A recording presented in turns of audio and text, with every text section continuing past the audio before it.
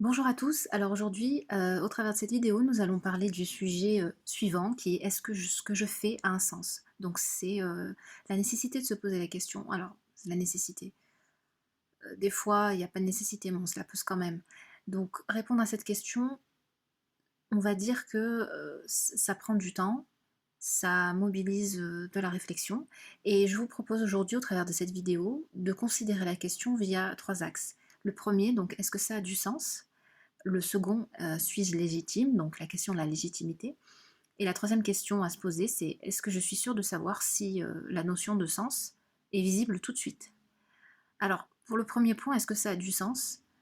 Il est bon de se poser la question via deux axes, c'est-à-dire via l'axe autocentré, c'est-à-dire est-ce que ça a du sens pour moi?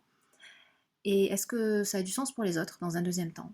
Donc du sens pour moi, c'est-à-dire est-ce que ce projet que je poursuis là, c'est quelque chose qui m'épanouit, c'est quelque chose dans lequel j'y mets du cœur, j'y mets du temps, de la réflexion. Est-ce que c'est un projet qui m'apporte? Est-ce que c'est un projet qui m'apaise? Est-ce que c'est un projet qui porte mes valeurs également? Donc ça, c'est la première question à se poser, et puis il y a d'autres pistes de réflexion pour répondre à ce point particulier de savoir si ça a du sens pour soi. Et chacun a les siens, donc chacun est susceptible de pouvoir y répondre très personnellement.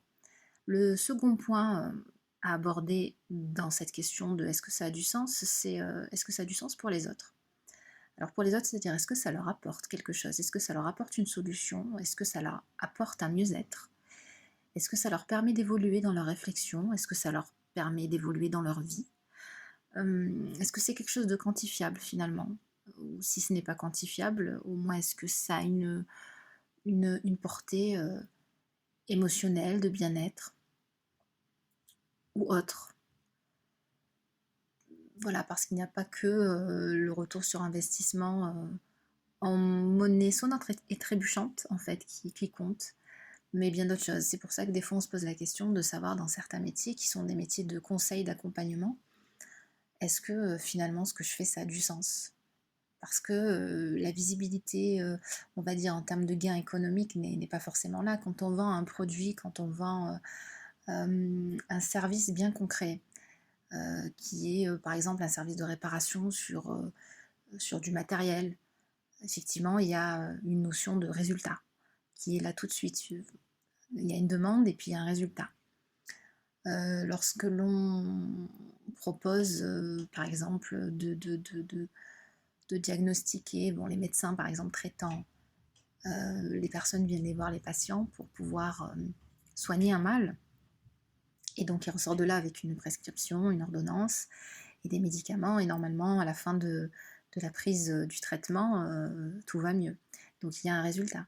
Mais c'est vrai que dans tous les métiers de coaching, d'accompagnement, que ce soit d'accompagnement au projet, de bien-être, d'accompagnement à la parentalité, etc., etc., parce que l'accompagnement est divers, multiple, et les pistes sont variées, on se pose certaines fois la question du sens de cette expertise et de ce rôle-là.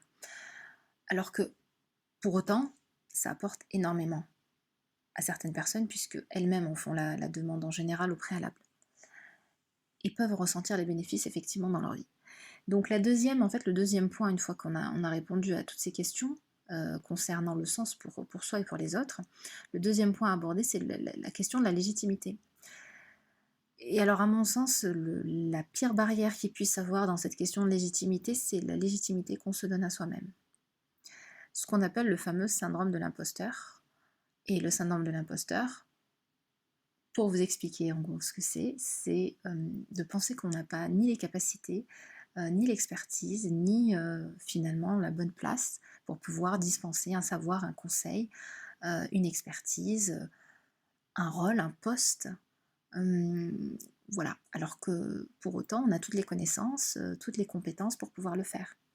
Donc c'est à mon sens la barrière principale à dépasser lorsqu'on se lance dans un projet quel qu'il soit associatif, entrepreneurial, lucratif, non lucratif, artistique, commercial, dans l'accompagnement, enfin voilà, dans le bien-être, vous pouvez imaginer tout type de projet à poursuivre, et souvent, les personnes qui sont porteuses de ces projets-là sont victimes du syndrome de l'imposteur.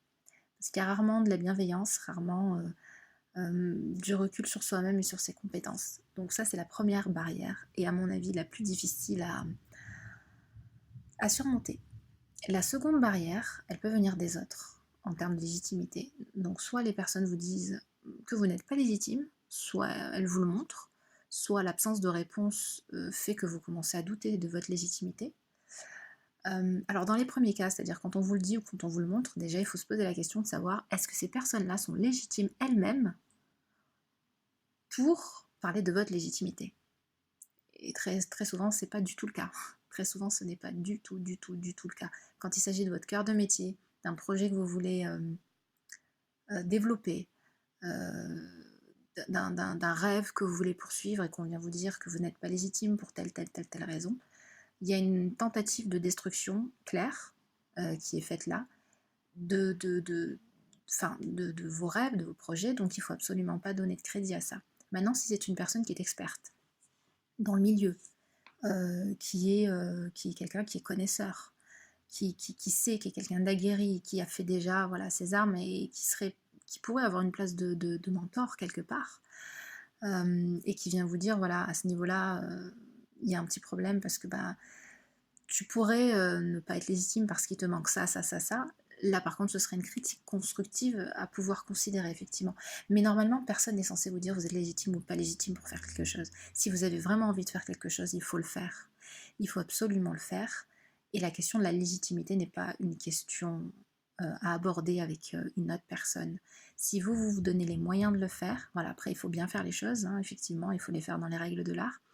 Il faut les faire avec compétence, avec connaissance, évidemment, parce qu'on ne va pas se lancer dans n'importe quel métier ou n'importe quel projet sous prétexte d'en avoir envie, sans avoir un minimum de compétences et de connaissances, surtout quand ça engage d'autres personnes, parce que là, il y a des questions de professionnalisme plus que de légitimité, n'est-ce pas?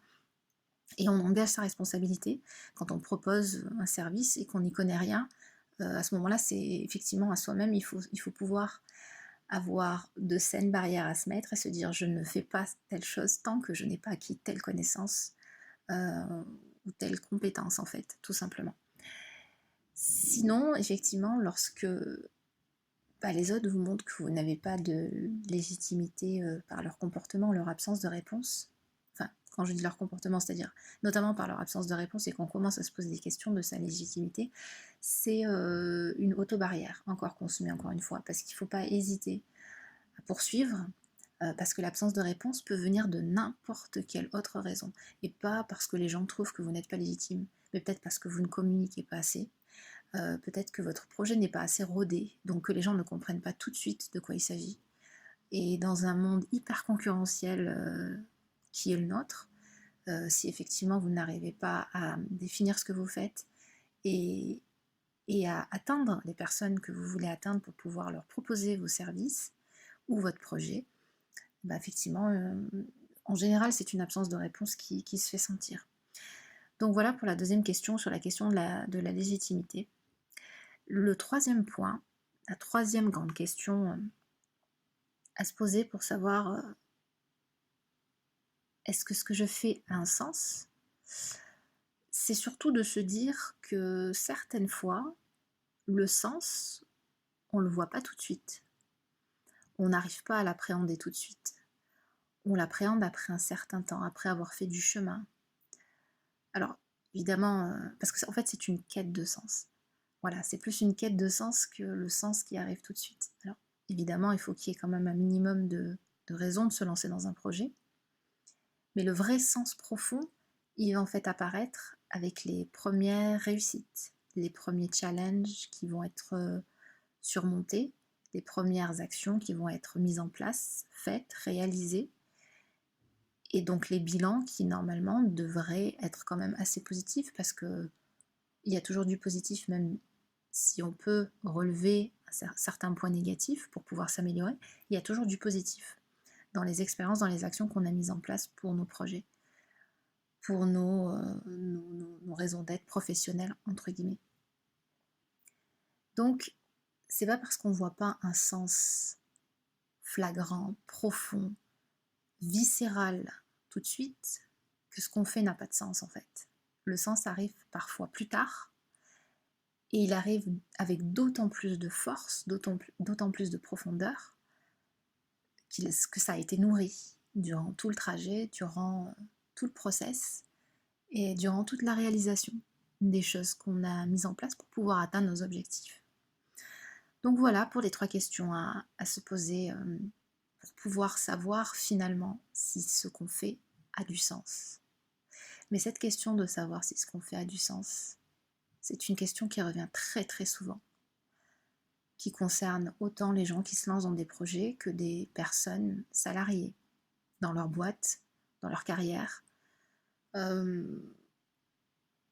Alors certaines fois, effectivement, il y a une perte de sens, il y a un manque de sens.